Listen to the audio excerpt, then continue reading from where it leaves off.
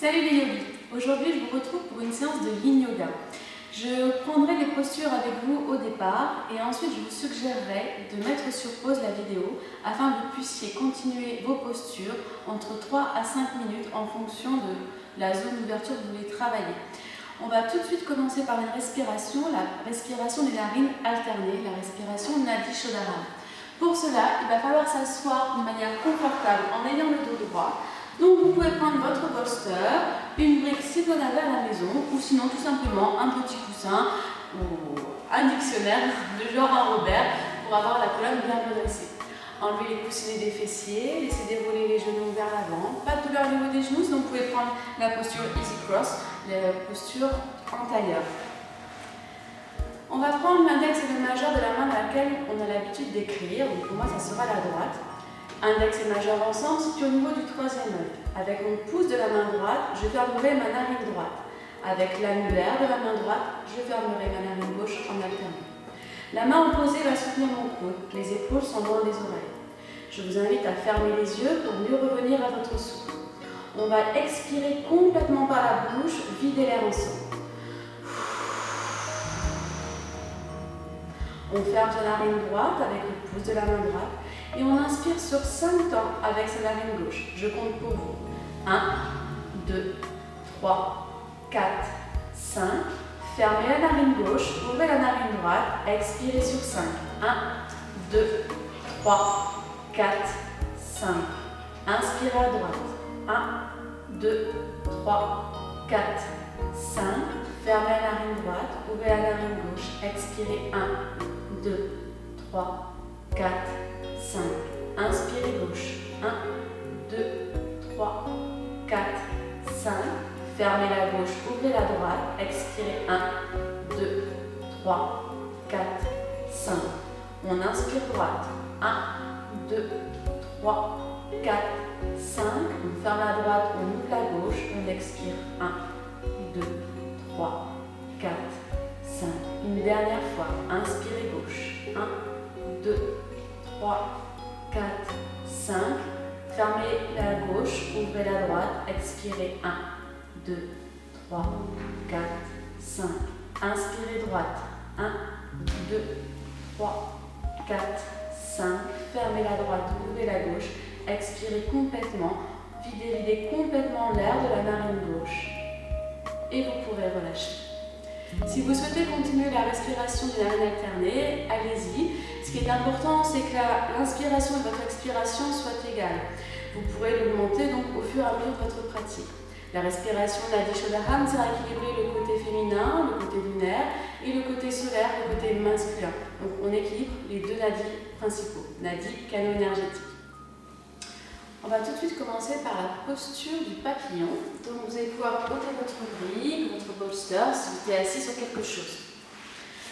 Ayez également un timer, votre téléphone portable en mode avion pour ne pas être dérangé pendant votre séance, ou votre montre, afin de vérifier le temps que vous resterez dans vos postures. La posture du diamant, on éloigne ses talons du pubis, donc on forme un joli losange. Le but du Yin Yoga, c'est de ne pas bouger, de rester immobile pendant le temps que vous resterez dans votre posture, donc entre 3 à 5 minutes, plus si vous pouvez. Donc je vais commencer la posture avec vous et ensuite je vous suggérerai d'appuyer sur pause pour faire l'autre côté ou rester un peu plus longtemps dans la posture. Donc les talons éloignés du pubis, on va inspirer, se grandir et à l'expiration, tout doucement, se pencher en avant.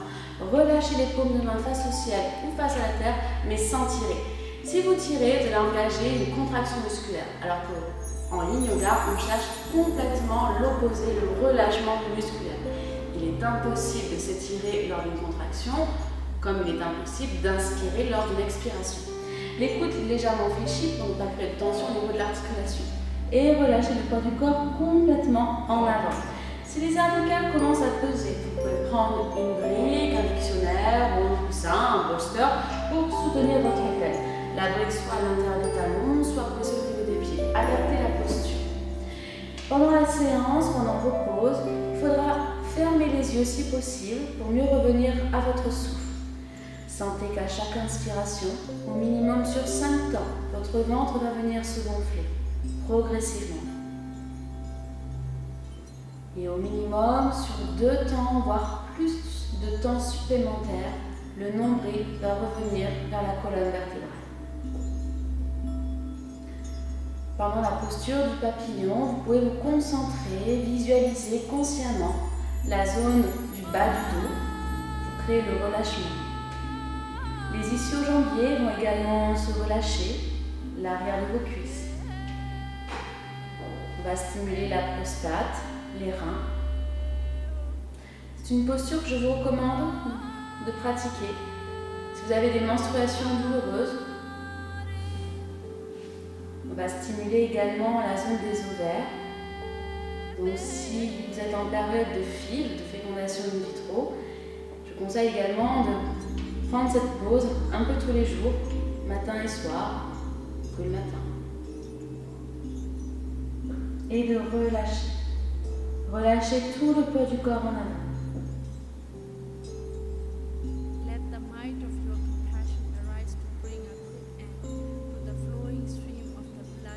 Je vais pouvoir sortir de la posture. Vous pouvez y rester. Donc vous pouvez appuyer sur pause et rester au moins 3 à 5 minutes dans la posture du piano. Pour ressortir de la posture, on ramène les mains sur ses épaules, on redresse la colonne, vertèbre après vertèbre, la tête en arrière. Vous pouvez aider les genoux avec placer les mains à l'extérieur des genoux pour ramener les genoux ensemble.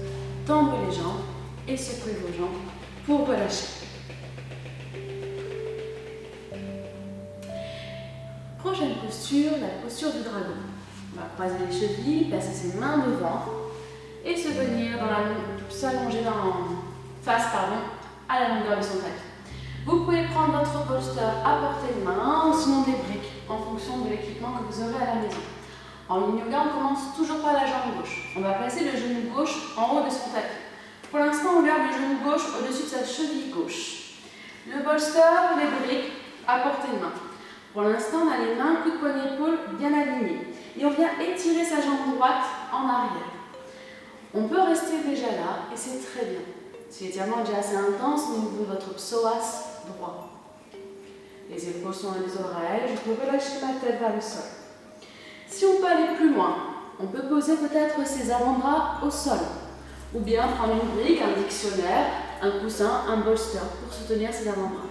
Faites attention, la seule chose que je vous demande, c'est d'avoir les coudes poignets-épaules alignés ou les coudes sous les épaules. Et les coudes bien en contact avec le sol. S'il y a un coude qui ne touche pas le sol, mettez une cale sous les 2 coudes. On peut rester là, ou bien, en allant plus loin, vous imaginez que quelqu'un vient vous tirer la jambe droite loin derrière. Du coup, le genou gauche va s'excentrer en arrière. Les cervicales sont relâchées. Les yeux sont fermés. Et je reviens à ma respiration. Vous allez sentir un étirement profond de votre psoas droit.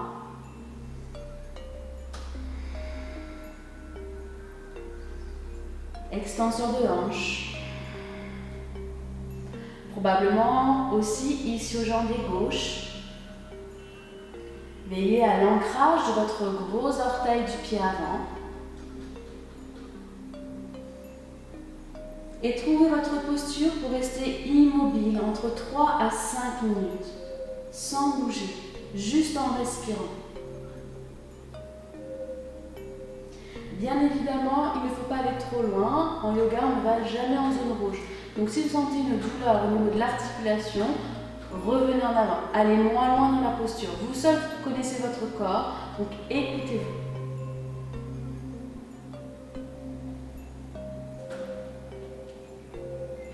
Vous pourrez appuyer sur pause pour rester un petit peu plus longtemps sur votre côté gauche. Et vous veillerez à rester le même temps sur le côté droit pour ne pas déséquilibrer le côté gauche et le côté droit. Pour sortir de la posture, une main, puis l'autre, je tourne les orteils de mon pied arrière et je ramène la jambe avant, en arrière. Posture de la tête de la vache. On passe à 4 pattes, coude, poignet, épaule bien alignés. On va placer sa jambe gauche, genou gauche, devant le genou droit. On écarte bien ses pieds vers les extérieurs. Et on vient poser ses fessiers entre ces 2 talons. Alors, la posture sera peut-être pas accessible à tous, et c'est normal.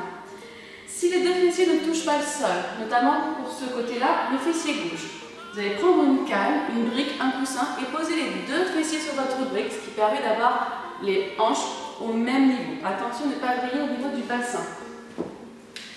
Vous pouvez également prendre Ardha Gokukasana, la demi-tête de la vache. Il vous suffira pour cela de tendre votre jambe droite et garder le genou gauche au sol. Donc vous sentirez plus l'étirement au niveau de la jambe droite et quand vous ferez le côté opposé, ce sera la jambe gauche. Sinon, on ramène son talon droit en direction du fessier gauche, mais veillez à bien être assis sur votre fessier gauche et non le talon droit. Les mains sur vos pieds pour vous caler, les épaules loin les oreilles. J'inspire, je me grandis. Et à l'expiration, tout doucement, en gardant le dos droit le plus longtemps possible, je viens ramener du poids en avant sur ma cuisse gauche tout en enfonçant mon fessier gauche dans le sol. Je peux rester là, mettre les mains sur le côté ou tendre mes bras loin devant, mais sans tirer. Paume de main face au ciel et face à la terre, c'est vous qui voyez. Et c'est parti, entre 3 à 5 minutes de chaque côté. À chaque inspiration, veillez vraiment à gonfler votre ventre, de bien descendre votre diaphragme. Et à l'expiration, lentement, votre nombril va venir toucher votre colonne vertébrale. Il est normal de ressentir un profond étirement au niveau du nerf sciatique gauche. Acceptez peut-être la douleur légère de l'étirement. À l'inspiration, visualisez la zone qui demande d'être étirée. Et à l'expiration, relâchez-la complètement. Apportez-lui de la détente. C'est à l'expiration que les tissus lâchent. En restant immobile dans vos postures, vous allez peut-être observer que votre corps va se relâcher. Vous allez peut-être voir votre corps complètement être attiré vers la terre pour relâcher un peu plus. En yin yoga, on ne cherche absolument pas les alignements. On cherche vraiment à se relâcher, à lâcher prise. Mais pour cela, il faut veiller à être connecté à sa respiration. Aucune apnée.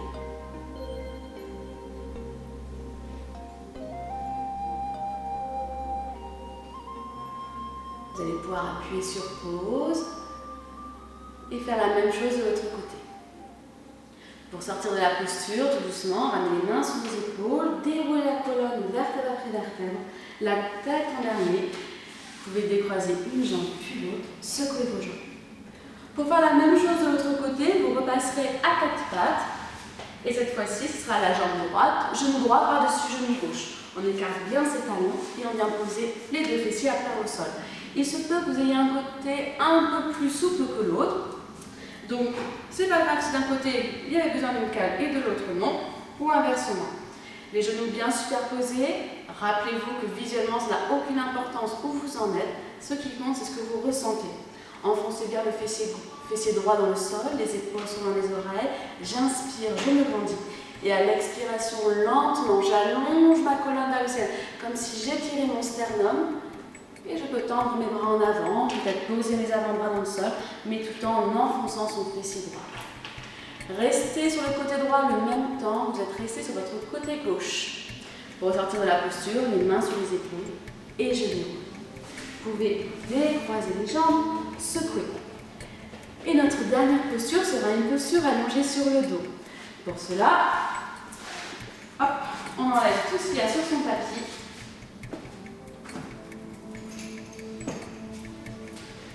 Doucement, arrondissez bien le bas du dos, les mains sur les genoux pour protéger le bas du dos.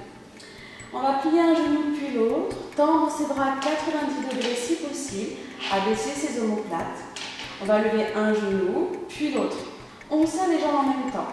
On inspire, on est au centre. À l'expiration, engagez vos abdominaux, absorbez le nombril, serrez les fessiers et on va déposer ses jambes ensemble sur son côté gauche. Vous regardez à droite. Il se plaque l'oreille droite au sol. L'épaule droite reste bien ancrée sur le tapis. Les genoux sont à 90 degrés. Paume de main face au ciel. Et vous pouvez fermer les yeux.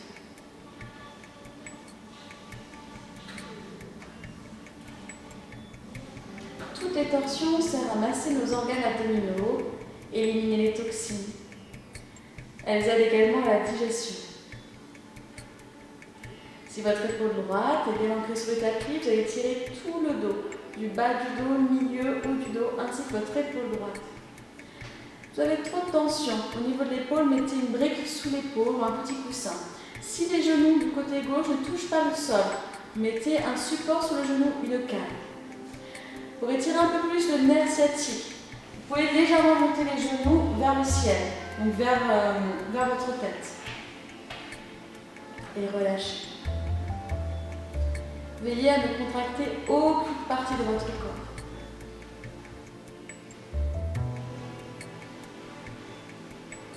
Je vous invite maintenant à appuyer sur pause et à rester le temps que vous souhaitez dans la torsion. Pour remonter, on inspirera et à l'expiration, on absorbe son nombril, on serre les fessiers, on ramène les genoux au centre. Vous pouvez, avant de faire l'autre côté, ramener les genoux à la poitrine, rouler à gauche, rouler à droite et on reprend. Les genoux sont au-dessus des hanches, j'absorbe mon nombril, j'inspire et lentement à l'expiration, je viens déposer mes jambes à droite pour regarder à gauche. Oreille gauche bien plaquée dans le sol, paume de main face au ciel, n'hésitez pas à ramener les genoux vers les selles droites pour étirer un peu plus la zone sacro-iliaque, le bas du dos, l'épaule gauche ancrée.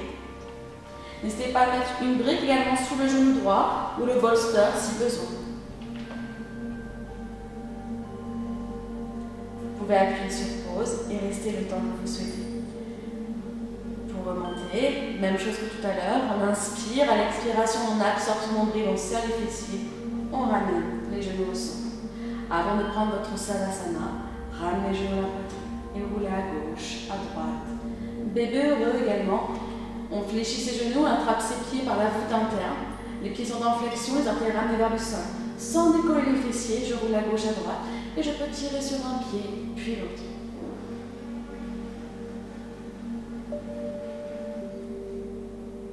Puis tout doucement, on stoppera au centre. On ramènera les genoux ensemble, un pied puis l'autre, à plat sur le tapis. Pour Savasana, on relâche les jambes de part et d'autre du tapis, relâchez les pieds, paume de main face au ciel, les épaules sont loin des oreilles. Desserrez les mâchoires, décollez la langue du palais. Et vous pouvez visualiser à chaque inspiration une zone à l'arrière de votre corps qui est en contact avec le tapis. Et à l'expiration, la relâchez complètement. Au fur et à mesure de vos expirations, vous allez probablement expérimenter la légèreté de votre corps.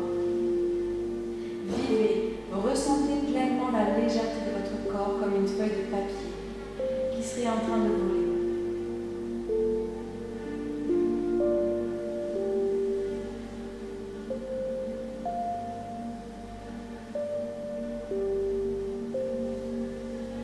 Relâchez vos talons, vos mollets, détendez vos cuisses, détendez vos fessiers.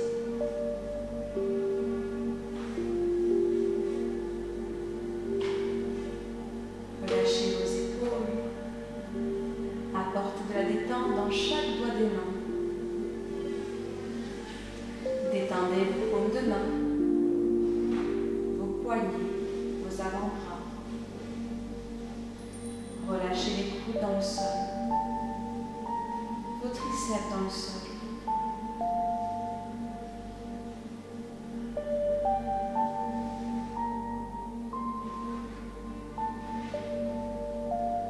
Apportez de la détente au bout du nez, au niveau des paupières. Détendez chaque rive du front.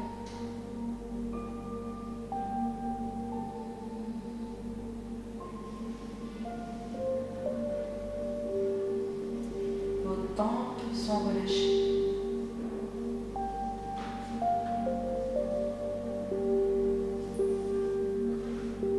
Je suis complètement relâchée, détendue. Je m'abandonne un peu plus à ma respiration.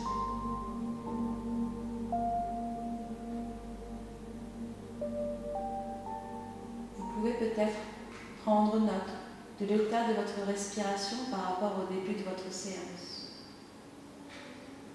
sans jugement, sans comparaison de votre part. Juste prendre note. Votre respiration est-elle plus calme, plus profonde, plus sereine, apaisante qu'au début de votre séance?